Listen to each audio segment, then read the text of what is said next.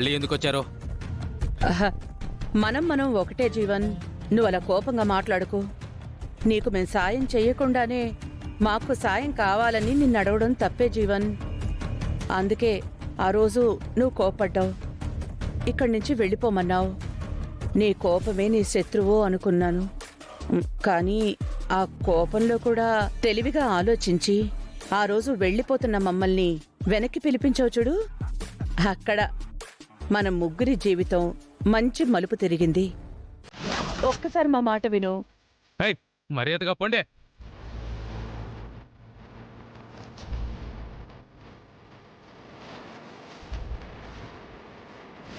ఆగండి.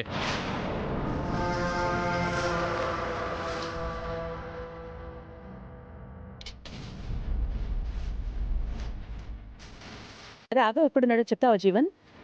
చెప్తాను, కానీ నా కోసం మీరు ఒక పని చేయాలి. చెప్పు జీవన్. నీకోసం అప్పుడేం చేయలేకపోయాం, కానీ ఇప్పుడు నీకోసం ఏం చేయడానికైనా రెడీగా ఉన్నావు. రూపంలో ఉన్న రుక్మిణికి ఎలాగూ పెళ్లి నిశ్చయించారు కాబట్టి సూర్యప్రతాప్ని ఏదో ఒక విధంగా కన్విన్స్ చేసి రాజుకి ఇంకో పెళ్లి చేయాలనే నిర్ణయానికి వచ్చేలా చేయండి. అలా చేస్తే మనకే ప్రాబ్లం అవుతుంది కదా జీవన్. నేను చెప్పడం ఇంకా పూర్తవలేదు. ఖచ్చితంగా రాజుకి ఇంకో పెళ్లి చెయ్యాలనుకుంటాడు. రాజు కోసం కాకపోయినా రాజు బిడ్డ కోసమైనా రాజుకి ఇంకో పెళ్లి చేయాలనుకుంటాడు. ఇప్పుడు మీరు చేయాల్సిందల్లా సూర్యప్రతాప్ మైండ్లో రాజుకి రెండో పెళ్లి చేయాలనే ఆలోచన పుట్టించడం మాత్రమే. బంటిని చూసుకోవడానికి ఒక అమ్మ కావాలి. బంటికి మాత్రమే అమ్మగా ఉండాలంటే సమాజం ఒప్పుకోదు. కాబట్టి మా రాజుకి పెళ్లి చేద్దాం అనుకుంటున్నాను. అదేంటి దీపక్, జీవన్ చెప్పినట్టు రాజుకి పెళ్లి చేద్దామన్న ఆలోచన మీ మావయ్య మనసులో కలుగజేద్దామన్న ఆలోచన కంటే ముందే మీ మావయ్యే ఆలోచన బయటపెట్టాడు. మనకు కావాల్సింది కూడా ఆలోచనే కదా మమ్మీ. నాకు తెలిసిన ఒక అమ్మాయి ఉంది. నా కోసం ఏమైనా చేయగల అమ్మాయి పేరు దీప్తి. అయ్యా, మీరు చెప్పినట్టు నాకు తెలిసిన ఒక అమ్మాయి ఉంది. అమ్మాయి పేరు కీర్తి. తనకి అయిన వాళ్ళు ఎవ్వరూ లేరు. తను ఒక అనాథ. రే దీపక్, పంతులు గారిని ఎలాగైనా ఒప్పించి ఈ కీర్తి ప్లేస్లో జీవన్ పంపించిన అమ్మాయిని కీర్తిగా మార్చాలి. ఆ రోజు నువ్వు ఇచ్చిన ప్లాన్ అక్షరం తప్పకుండా ఫాలో అయ్యాం జీవన్.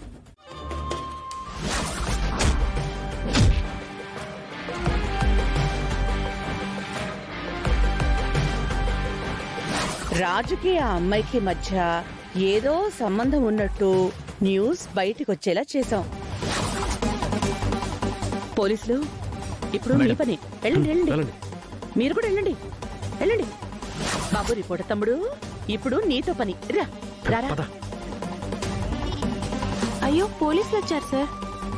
పోలీసుని చూస్తే ధైర్యం రావాలి, కానీ భయపడకూడదు. ఎందుకంటే వాళ్ళు మన రక్షక భటులు. మీరా సార్? సీఎం గారు అల్లుడు. రే రిపోర్టర్, తీ.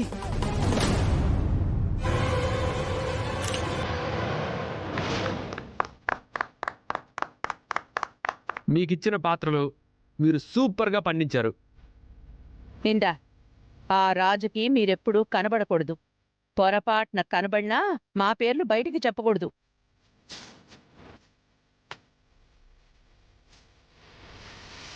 ఎస్ఐ ఆదరగొట్టావు. Thank you sir.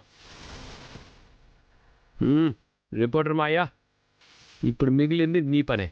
నువ్వు ఏం చేస్తావో మాకు తెలీదు. రేపు ఉదయం కల్లా అన్ని న్యూస్ పేపర్స్లో ఈ న్యూసే ఉండాలి.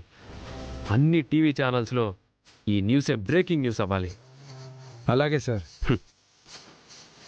కీర్తి, ఈ నాటకానికి ఊపిరిపోయాలంటే నువ్వు సూసైడ్ చేసుకున్నట్టు నటించాలి. ఓకే విజయాంబిక గారు. రిపోర్టర్ మావా, ఈ న్యూస్ కూడా రేపు ఛానల్స్లో హాట్ టాపిక్ అవ్వాలి. మీరు ఎక్స్పెక్ట్ చేసిన దానికంటే 1% ఎక్కువే చేస్తాను సార్. సూపర్. ఈ దెబ్బతో జీవన్ చెప్పిన ప్లాన్ సక్సెస్ అవుతుంది. రాజు వల్లే సూసైడ్ చేసుకుందని నా తమ్ముడు దీప్తిని రాజుకిచ్చే పెళ్లి చేయాలని నిర్ణయం తీసుకుంటాడు.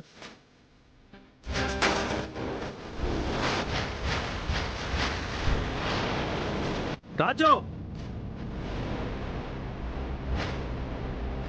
ఆ న్యూస్కి ప్రాణం పోసేలా ఆ అమ్మాయి ప్రాణాలు తీసుకోవడానికి సూసైడ్ చేసుకున్నట్టు భలే నటించింది. నేను ఏ తప్పు చేయలేదని నన్ను నమ్మే ఒక్క మనిషి కూడా నా చుట్టూ లేనప్పుడు నేను ఇంతకంటే ఏం చేయగలను సార్?